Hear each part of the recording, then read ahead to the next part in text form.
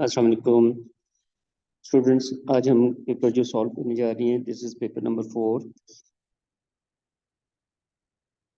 IGCSE 0625। As you can see, this paper and this consists of about 1 hour 15 minutes is the time for this paper. इस paper के लिए हमें जो चीज़ें solve करनी है वो बेसिकली फर्स्ट क्वेश्चन इसका हम देखते हैं।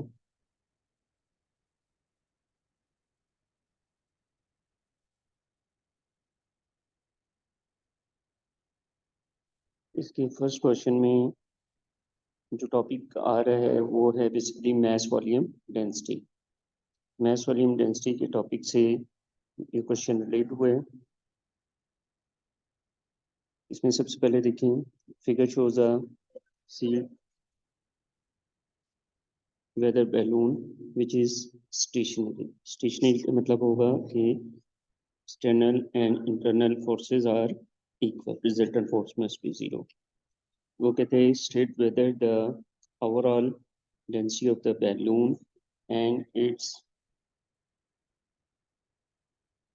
instrument is greater than, less than, or the same as the density of the surrounding air. As the balloon is in rest, so the density of would be same.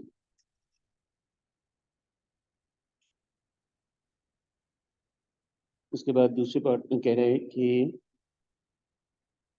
at night the gas inside the balloon cools. Balloon के अंदर जो gas है वो cool down हो रही है। Cool down का मतलब होगा atoms are comes closer, their species will reduce and hence the volume will reduce. तो इसके मुताबिक state whether the balloon rise, falls or remains stationary. As volume reduce, so the यहाँ पे आप लिख लें वॉल्यूम रिड्यूस हो रहे हैं, तो वॉल्यूम रिड्यूस होने से क्या होगा, इसकी डेंसिटी जो होगी that would increase because density is inversely proportional to volume. तो यहाँ पे जब डेंसिटी इंक्रीज होगी so the balloon should move down और फॉल्स। अब एक्सप्लेन योर आंसर। ओके, इस एक्सप्लेनेशन में आप ये कहेंगे कि as volume decreasing, so density will increase and the balloon move down or falls. ये इसके पीछे पहले का आंसर आ जाएगा। इसके बाद हम देखते हैं नेक्स्ट, इसका आंसर नेक्स्ट पार्ट इज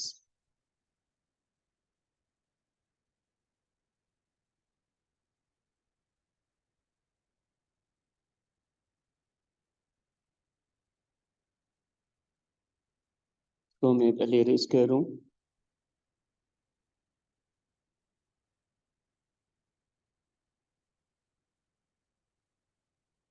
इसके जो नेक्स्ट पार्ट है बी पार्ट, उसमें बेसिकली अब हम ग्राफ प्लॉट करेंगे और वो है मोशन से रिलेटेड।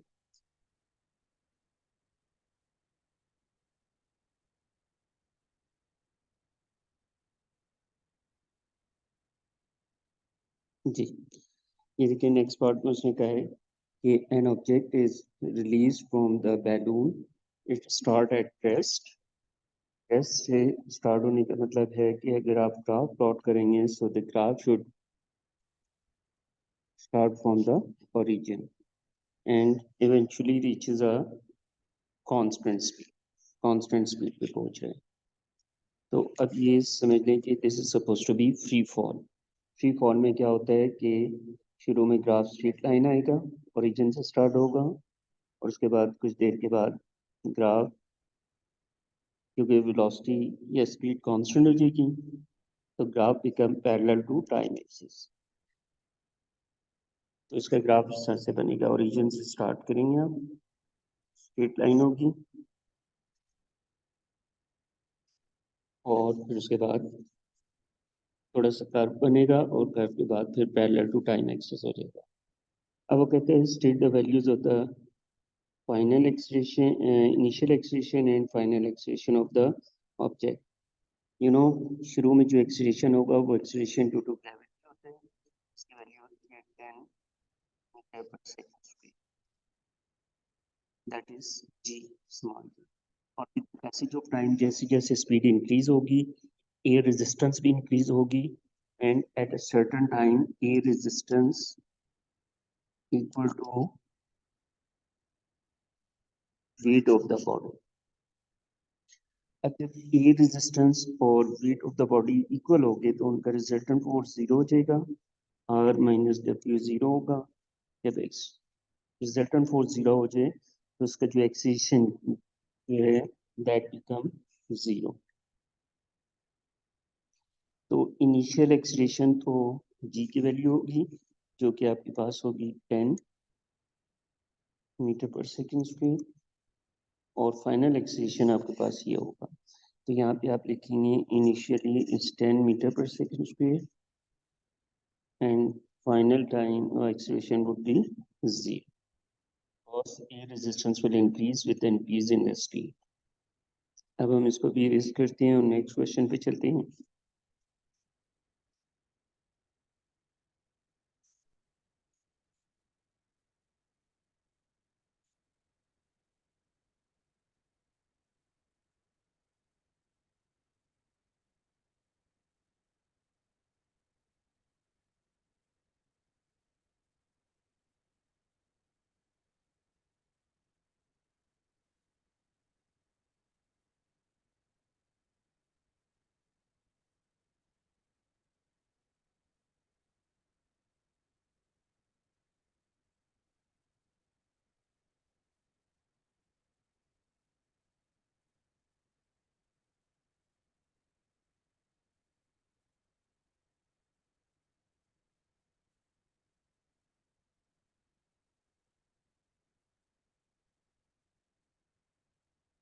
क्वेश्चन नंबर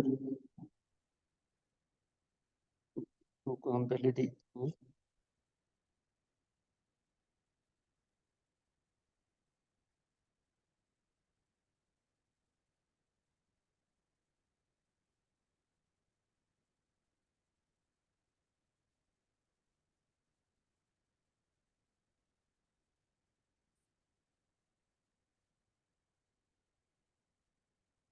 अच्छा बेटे, ये जो क्वेश्चन है this is related with the topic moment, turning effect of force, जो आपने पढ़ा था। इसमें हमने सबसे पहले उसने कहा है कि डिफाइन द मोमेंट। मोमेंट की डेफिनेशन क्या थी? Product of force and perpendicular distance, या टर्निंग इफेक्ट ऑफ फोर्स भी लिख सकते हैं आप। तो यहाँ पे आप लिखेंगे force into perpendicular distance.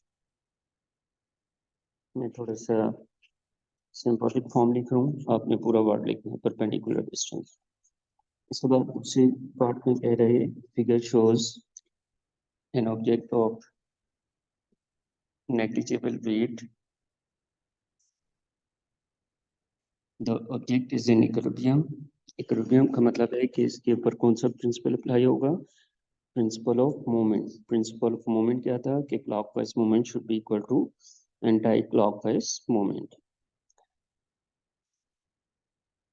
Object is free to rotate about the pivot. Calculate the value of the force। अच्छा, इसी वर्ड से इक्विलिब्रियम से हमें ये पता लग गया कि यहाँ पे जो है आपके पास प्रिंसिपल ऑफ मोमेंट अप्लाई हो रहा है। प्रिंसिपल ऑफ मोमेंट क्या था? Clockwise moment should be equal to anti clockwise moment. इसको अगर मैं ऐसे लिख लूँ, F1 V1 should be equal to F2 D2।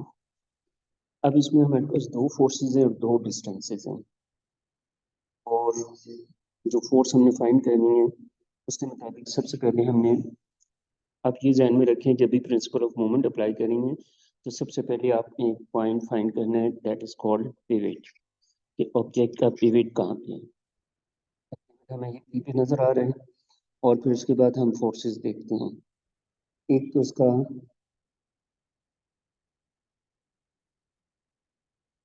Wait दिए W is equal to mg, मैथ आपको बता दी गई है, तो मैथ्स के मुताबिक ये इसे F2 फोर्स कहते हैं या वेट कहते हैं, जिसका फार्मूला बनेगा W is equal to mg। तो अगर मैं g की वैल्यू 10 है और 50 के साथ मल्टीप्लाई करूंगा तो ये वेट F2 बन जाएगा हमारे पास 500 न्यूटन। और D2 जो डिस्टेंस होगा, अब देखिए वेट तो एक्चुअली नीचे की तरफ एक्ट कर रहे हैं, दिस वन, तो ये स्ट्रिंग के साथ अटैच है, तो ये वेट जो है बेसिकली यहाँ पे एक्ट करेगा एज ए फोर्स F2।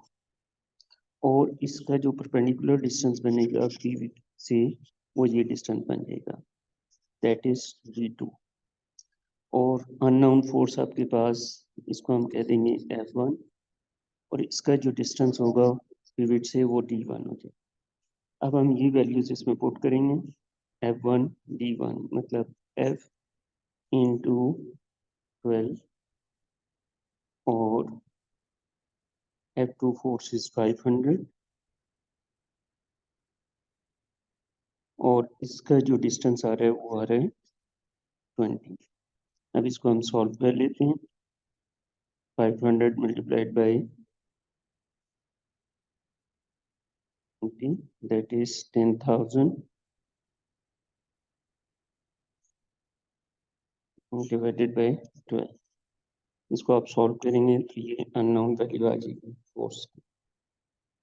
अच्छा, इसके बाद नेक्स्ट पार्ट में वो पूछ रहे हैं कि describe an experiment involving vertical forces to show that there is no net force on an object in equilibrium. Okay, you may draw a diagram. अब इसमें हमने basically clockwise moment should be equal to anti clockwise moment को verify करना है। तो हमने ये class में भी एक्सपेरिमेंट किया था बच्चों कि हमारे पास एक ये नाइफ एज हो जाएगा, इसके ऊपर आप एक रॉड रखेंगे। सबसे पहले इसका सेंटर ऑफ ग्रेविटी फाइंड करने CG, और उसके बाद दो वेट हैंग करवानी है आपने।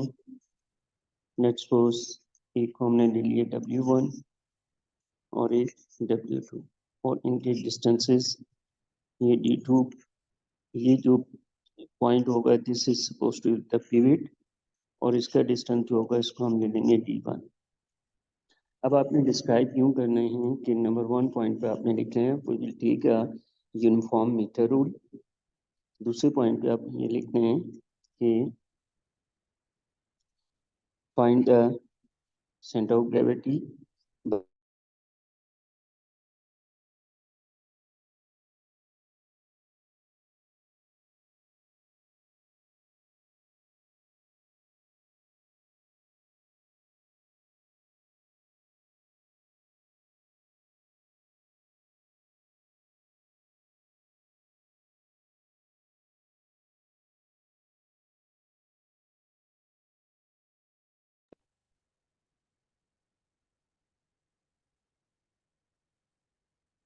जी, by putting the meter roll on the knife edge, वो उस पे बैलेंस हो जाएगा, that is suppose to be the centre of gravity और पिवट होता है।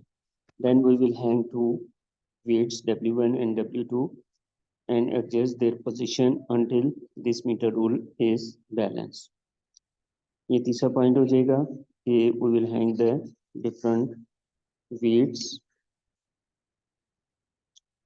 and balance the rule. फिर उसके बाद we will draw a table and record the values of W1, D1, W2, D2. Table की वैल्यू 4th हो जाएगी point. उसके बाद 5th पॉइंट पे आपने बताना है कि we have to show that clockwise movement equal to anti clockwise movement, मतलब W1 D1 इसकी वैल्यू आपके पास W2 D2 यह आ रही है, तो इसका मतलब है कि आपका एक्सपेरिमेंट करेक्ट है और मीटर रूल जो है वो बैलेंस है। तो इसको 5 पॉइंट्स में बना के आप लिख सकते हैं।